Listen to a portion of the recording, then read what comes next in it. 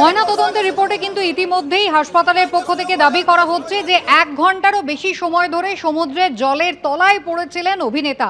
যদিও প্রত্যক্ষদর্শী এবং উদ্ধারকারী এক নুলিয়া তিনি কিন্তু দাবি করছেন প্রথমে পা আটকে গিয়েছিল অভিনেত্রীর, তাকে উদ্ধার করেন তারা এবং তার 30 সেকেন্ডের মধ্যেই নাকি অভিনেতাকে উদ্ধার করেন ওই নুলিয়া। পরস্পর বিরোধী মন্তব্য, দেখুন নুলিয়ার কি দাবি। ঠিক কিভাবে রাহুল অরুণোদয় বন্দ্যোপাধ্যায় এবং তার সঙ্গে অভিনেত্রী শ্বেতাকে তিনি উদ্ধার যিনি করেছিলেন সেই ব্যক্তি একেবারে স্থানীয়, তিনি যুবক নুলিয়া, ঠিক যেখানে ঘটনাটা হয়েছে তার থেকে অদূরেই তার বাড়ি এবং তার পূর্ব অভিজ্ঞতা রয়েছে। এর আগে যে এখানে যে শুটিং হয়েছে সেই শুটিংয়ের সময় তিনি হাজির থাকতেন।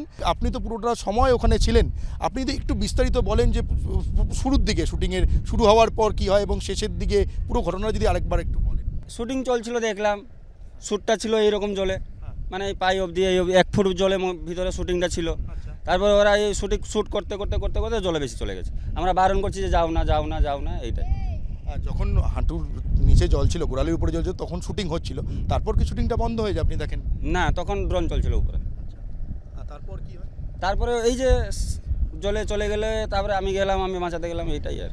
আর আপনার এবং আপনি তো পারেছিলেন এবং শুটিং টিমের অন্যান্য মেম্বাররাও ছিল, তারাও কি বারণ করছিলেন? ওনারাও বারণ করছিল, কিন্তু ওরা বুঝতে পারেনি যে বাতাসটা ছিল, তো ওনারাও বুঝতে পারেনি। আর ওনারাও 5-6 জন বাঁচাতে গিয়েছিল, আর ওরা মানে বাঁচাতে পারলো না। লাস্টে আমি গেলাম, সঙ্গে গিয়ে ওনাকে তুললাম। ওই যে আপনি বলছেন যে ওনারা বুঝতে পারেননি, রাহুল এবং অভিনেত্রী বুঝতে পারেননি, হাওয়ার জন্য কি শব্দটা?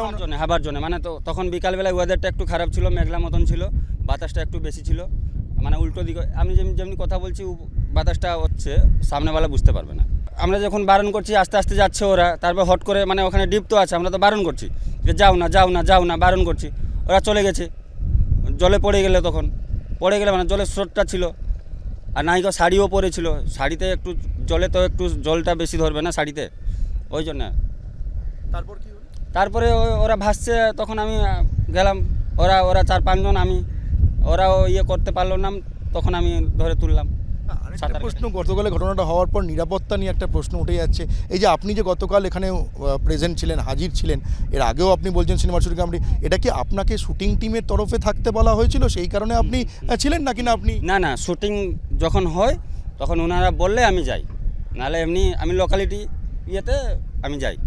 গতকালও কি বলা হয়েছিল থাকার জন্য বলা হয়েছিল, আমি ছিলাম। আর কি টাইমিং বলা হয়েছিল, কোন সময় থেকে কোন সময়? 12টা থেকে সন্ধ্যা অবধি।